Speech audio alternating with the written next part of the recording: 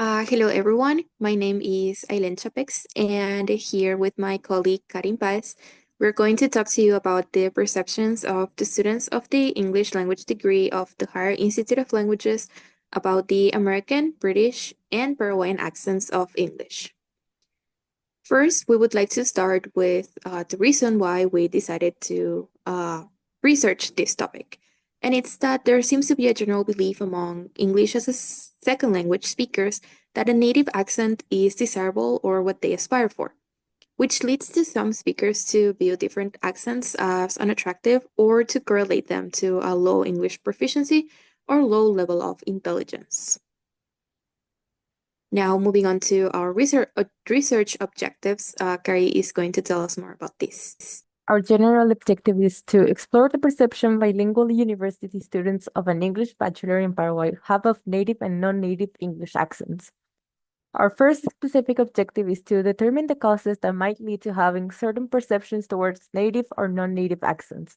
Our second specific objective is to establish the differences between first and second year students' perception towards native and non-native accents, and third and fourth year students' perceptions towards native and non-native accents.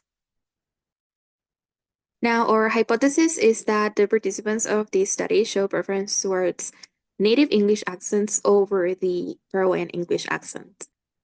As for our methodology, for our type of study, we had a mixed methods explanatory approach, which means we collected our quantitative data in the form of a survey, and then we collected our qualitative data utilizing an interview question in order to support our previous answers.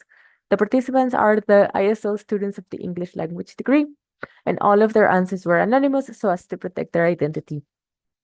For our data analysis, we collected all of our answers through a Google Forms, which we then exported into Google spreadsheets, utilizing descriptive statistics in order to interpret our data.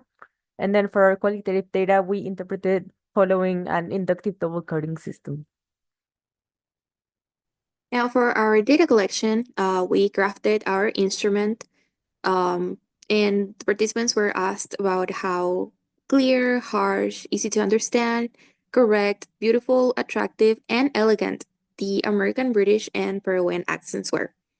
These adjectives that we chose were chosen based on the answers participants provided in previous studies conducted by Jenkins in 2008 and Simanska Turek in 2013.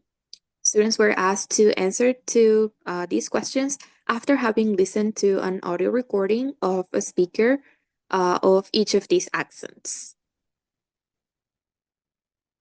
Now, moving on to our results, these are divided into two different parts. First, we have the general results, and then we have our comparative results. For our general results, in the first section, students were asked in what year they were currently at, and 18 students mentioned being in first year, 9 students mentioned being in second year, 15 students mentioned being in third year, and 13 students mentioned being in fourth year. Now, for the American accent, we can see that a majority of them rated these as very clear, not harsh at all, very easy to understand, and correct. Now, when it comes to the qualities of beautiful, attractive, and elegant, we can see that the majority of them were neutral about it. And the elegant is peculiar because we can see that it is evenly split between 70 students considering it to be not elegant and not elegant at all, and elegant and very elegant. Now, for the British accent, we can see that it is slightly different to the American one. We can see that the majority still considers it to be very clear, not harsh at all, very easy to understand, and very correct. But there's still a number of students that veer away from the majority. The results for the correct, beautiful, attractive, and elegant category, they also had a more positive number of votes, but there is still a big number of students who were neutral about this. Now, for the Paraguayan accent, we can see that a majority of them consider it to be very clear and not harsh at all, very easy to understand. But for the harsh category, there is still an important number of neutral answers. This also happens with the correct, beautiful, attractive, and elegant categories, where students were mostly neutral about it. Now, for the final section, students were asked if they would like to sound like native speaker or not, and 33 students mentioned that yes, they would like to sound like a native speaker, while 22 students mentioned that no, they would not like to sound like one. After the question, would you like to sound like a native speaker? We asked students to further elaborate on their choice, whether that was a yes or a no. For the students that answered yes, we found these different themes and patterns, which we have coded into benchmark of the language, which is the belief that sounding like a native speaker is something that you need to achieve in order to truly learn the language. Native speaker idealization, which means that people believe that the native speaker accent is the best one. Understandability, which refers to how people think they are going to be understood by others if they sound like a native speaker. We have accent discrimination, which is the fear that people have that they are going to be discriminated for not sounding like a native speaker. We have fluency, which means that people think they are going to be fluent in the language if they sound like a native speaker. We have preference, with people stating that they like the way their accent sounds. And we have finally professional requirement, which says that the job requires them to sound like a native speaker. Following that up, we have the no, I wouldn't like to sound like a native speaker, which we have identified with several reasons, such as identity. People are really proud of who they are and they want to be seen as Latin American or Paraguayan when they speak. Likewise, we have pride, which is how people are proud of the fact they had to learn a whole new language and they take pride into the way they sound, meaning that they are bilingual. We have preference, which means people simply prefer their native accent. We have content, with people stating that even though it would be nice to sound like a native speaker, they are satisfied with the way they sound. Finally, we had three exceptions to this. Now we can move on to our comparative results. For this part of the analysis, we split the 55 participants into two groups. We have Group A with 27 students from first and second year, represented by the color teal. And then we have Group B, which are 28 students from third and fourth year, represented in the color yellow. While the differences in these results with the previous ones aren't really big, we still have a lot to discuss about, since we can find some patterns where Group A votes more negatively than Group B. At first glance, the American accent still looks similar. However, we have instances in some categories where Group A perceives it more negatively than Group B does. For example, in the category easy to understand, we can see that Group B is very positive about how easy to understand they perceive it. However, Group A is a lot more reserved with how enthusiastic they are about it. They have 5 neutral votes and they have 13 votes for very easy to understand, which is a big difference compared to the 0 neutral voters and 21 voters for easy to understand in Group B. We have the correct category, which also shows that Group A votes it more negatively. We have some negative answers, and also we have them finding it simply correct as opposed to very correct like Group B does. Finally, we have beautiful, where people are both very mixed about how they feel. However, once again, the majority of Group B finds it very beautiful, and Group A is a lot more reserved than them. For the British accent, we also see this pattern repeating. For example, in the category of clear, we see that they are a lot less charitable with their votes when it comes to rating them positively. We have clear, easy to understand, and correct, where they are mostly neutral about it, especially the category of easy to understand, where 13 people voted that they were neutral about it, compared to Group B, who had 15 voters thinking it was very easy to understand and 0 negative votes. We also have, however, an exception here. In the last three categories, this is an complete opposite from how they were rating it in the American accent. Again, we find that Group A finds it very beautiful, very attractive, and very elegant, which is a contrast from Group B, who has more negative votes for once than Group A does.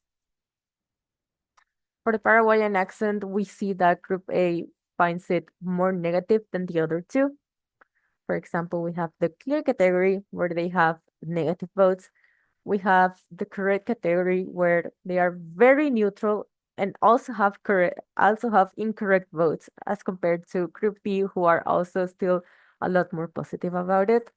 We have a huge difference in attractive. We have a majority of people think it is neutral and also finding it not attractive at all, which completely outweighs the positive voters that Group B has. Lastly, for elegant, although the neutral voters are exactly the same, the positive votes are still a lot less than they are for Group B. For our first section, we have the Would you like to sound like a native speaker? This section finds it that they are both evenly split between yes and no. As for our qualitative results for Would you like to sound like a native speaker? The results are pretty much the same except for this part of Group A. Only Group A voted understandability as a reason of why they would like to sound like a native speaker. No person in Group B named that as a reason for them to be motivated to sound like a native speaker. Following that up, the no, I wouldn't like to sound like a native speaker still has the same amount of votes. All the people are evenly split about it. Answering our main question, the overall results do not show a major difference in the ways that these accents were perceived. While there are categories where the American and British accents positive votes outnumber the Paraguayan ones, there are also instances where the native accents are met with neutral stances or negative ones, such as when discussing if the accent is easy to understand, harsh, beautiful, and so on. The Paraguayan accent is better perceived in some aspects, being considered easy to understand, clear, as well as not harsh. For the American and Paraguayan accents, participants found themselves taking a widely neutral stance on the categories of beautiful, elegant, correct, and attractive, while the British accent had more positive votes than both of them. Answering our first sub-question, some of the causes that we identified that lead to people having a more positive perception of a native English accent are colonialism, native speaker idealization, the belief that it's a benchmark of the language, and a big awareness of accent discrimination. On the other hand, what leads people to have a more positive reaction to their own non-native accents are a strong sense of identity, a strong sense of pride at achieving the fact that they learn a new language, and also a big sense of content of the way they are and the way they sound. For our second question, while the differences between the second and first year students with the third and fourth year students wasn't very big, it was enough for us to conclude that people who are at the beginning of the career, such as Group A, tend to have harsher standards towards what English should sound like, and they are perhaps harboring a sense of native speaker idealization compared to Group B, who are towards the latest stages of the career. Towards the late stage of the career, the curriculum gets a lot more critical, it gets a lot more sociolinguistical. It also gets expanded with linguistic knowledge, which means that it's likely that Group B has learned a lot about how accents sound all around the world and therefore are a lot more receptive to them sounding very different. As for our hypothesis, we saw instances where the Paraguayan accent was received positively, such as when discussing if the accent was easy to understand or how clear it was. However, in categories like attractive or correct, beautiful, and elegant, people showed a bigger preference towards native English accents. This factor combined with the fact that more people would like to sound like a native speaker leads us to believe that our hypothesis was proven. People do have, the participants of this study actually have a preference towards native English accent towards the Paraguayan accent. Finally, we would like to mention that this research is the first research in Paraguay covering this specific topic, and it allows us to take a look into the perceptions of different English accents and also the struggles that English as a foreign language speakers may face. It also allows us to gain and understand knowledge in this field of sociolinguistics. Follow-up studies could be made taking into consideration different age ranges, institutions, focusing on teachers instead of students, also with different languages such as Guarani and Spanish, or with different approaches, such as testing irritability, uh, telling participants to identify the native speaker's accent, and so on. Thank you. Thank you, everyone, for listening.